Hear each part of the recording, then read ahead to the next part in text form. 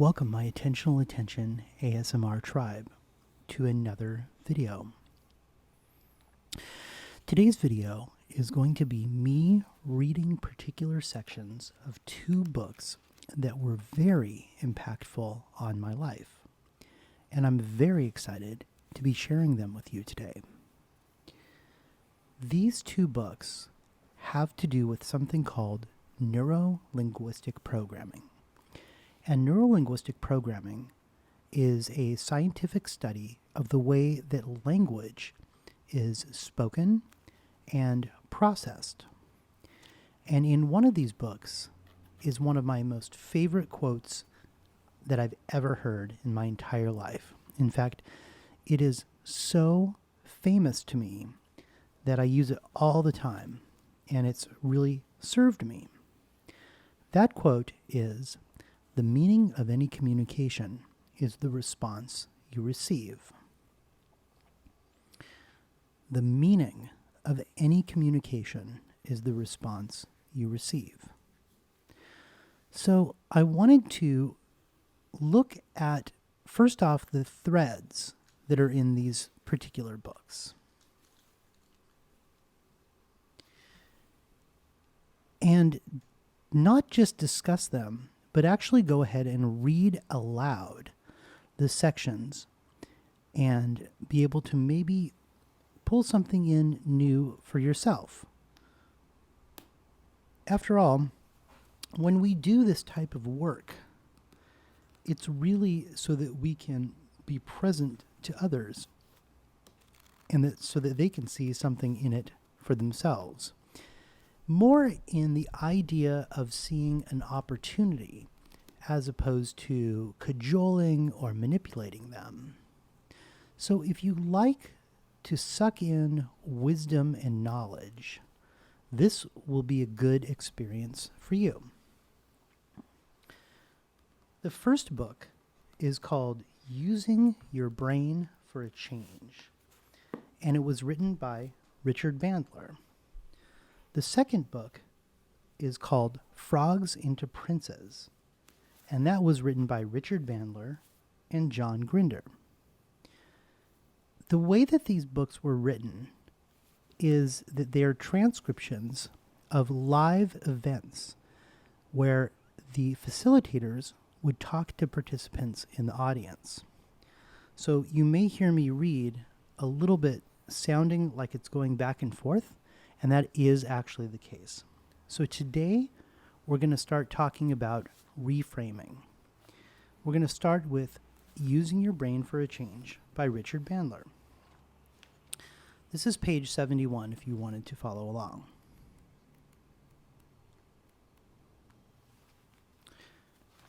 How many of you have a critical parent voice inside of you that berates you and tries to coerce you into doing things?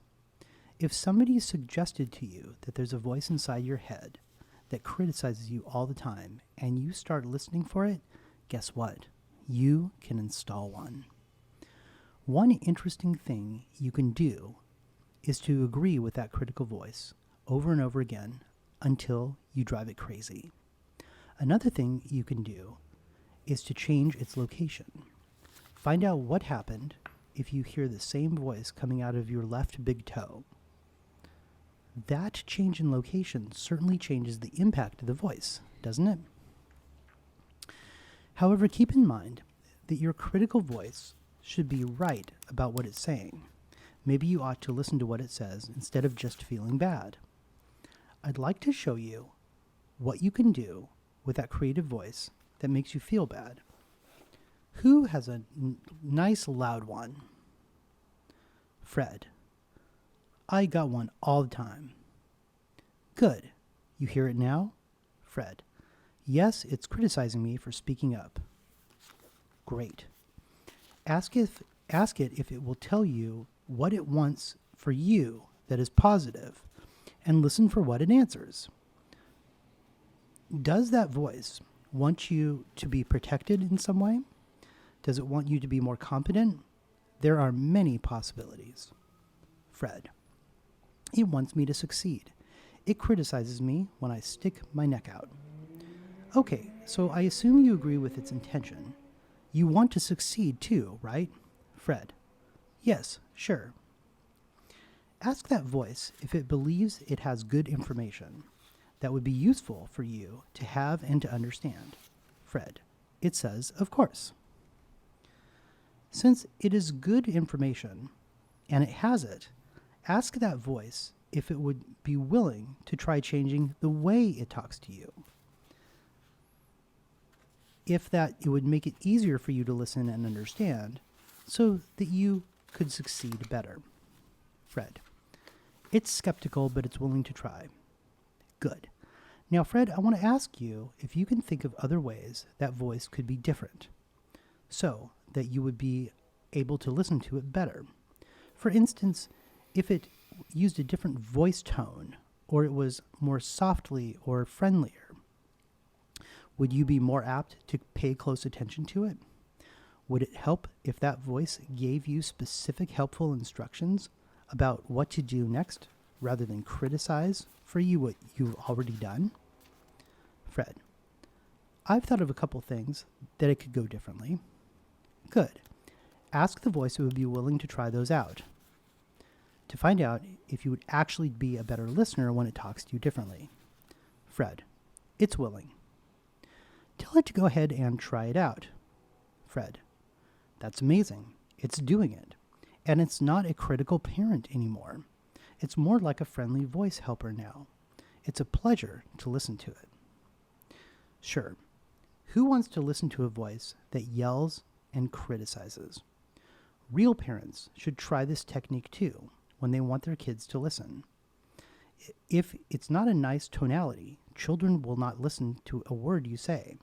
This procedure has been something called reframing, and it's the basis for a set of negotiation skills that are useful in family therapy and business, as well as inside your brain. If you want to learn more about this, read the book Reframing. The point I want to make is here is Fred's voice has forgotten its outcome until I reminded it. I wanted to motivate him to succeed, but all that I was actually doing and accomplishing would make him feel bad. So the idea with Fred and reframing simply is to take the voice and give it a different tone. And that is the use of the book, Using Your Brain for a Change. I'm now going to read from the book, Frogs into Princes.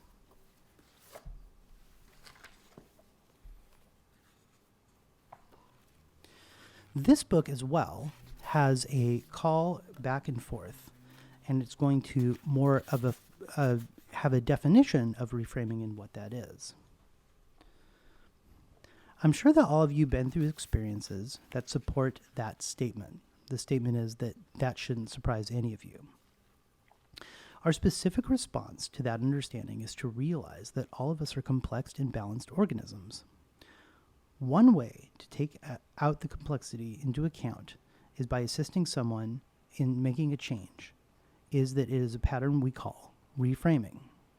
Reframing is a specific way of contacting the portion or part, or lack of a better word, the person that is causing a certain behavior to occur, or that is preventing a certain other behavior from occurring.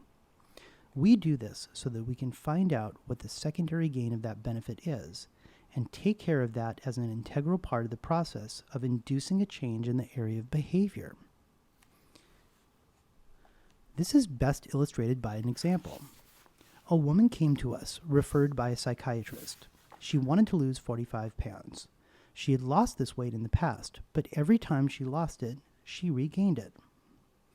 She could get it off, but she couldn't keep it off. We discovered through reframing that there was no part of her that had any objection to her losing weight. However, the part of her that caused her to overeat was doing that in order to protect her marriage. Can you make that connection? If you can't, let me explain a little further. In the option of this part of the woman who was overweight, if she were to lose the weight and the weight she wanted to weigh, she would actually be physically attractive to men. If she were physically attractive to men, she would be approached and propositioned. And in the option of this part, she did not have the adequate resources to make good decisions for herself and to respond to those propositions as if she was saying no. In fact, she wasn't able to say no. There was no part of her that wanted her to be overweight. There was, however, a part of her that used her being overweight to institutionalize the choice of not having to cope with a situation that it believed she couldn't cope with effectively, and that may lead to the end of her marriage. This is known as a secondary gain. The heart of reframing is to make the distinction between the intention, and in this case, to protect her marriage, and the behavior, in this case, overeating. Then you can find a new, more acceptable behavior to satisfy that same intention. One thing that people rarely understand is that the people's symptoms work. As long as being fat worked and accomplished the intention, that was the part that was keeping her fat. When it had better ways of protecting her marriage, it would allow her to lose the weight. And in fact, she did, even without dieting. So in Frogs into Princes, we take a look at an example that one of those fellows gave us about a woman who wanted to lose weight, but the secondary payoff was keeping her marriage together. So as you can see, there's a thread between these two. And I started this in thinking that there would be a much broader thread. In fact, I actually was thinking about even bringing in 3 books. But because Neuro Linguistic Programming is something that not a lot of folks have been exposed to, but yet has a huge payoff, I wanted to start with these. And reframing has just been given 2 little tiny examples of how to do it. When I reframe things in my life, like when I say that there's a challenge or a problem is happening, I almost reframe it like a literal frame, where I take the problem and I look at it, but I put a different frame around the picture. Sometimes I can make this frame big. Sometimes I make it small. And as I adjust it, that is the exercise that allows me to deal with that challenge head on. So that's going to conclude this video. And I want to thank you for watching and being a participant with me in creating something new. If you aren't a subscriber already to the Intentional Attention ASMR channel, please hit the subscribe button to support me in creating the content that you want to see. Thank you so much, and I'll talk to you soon.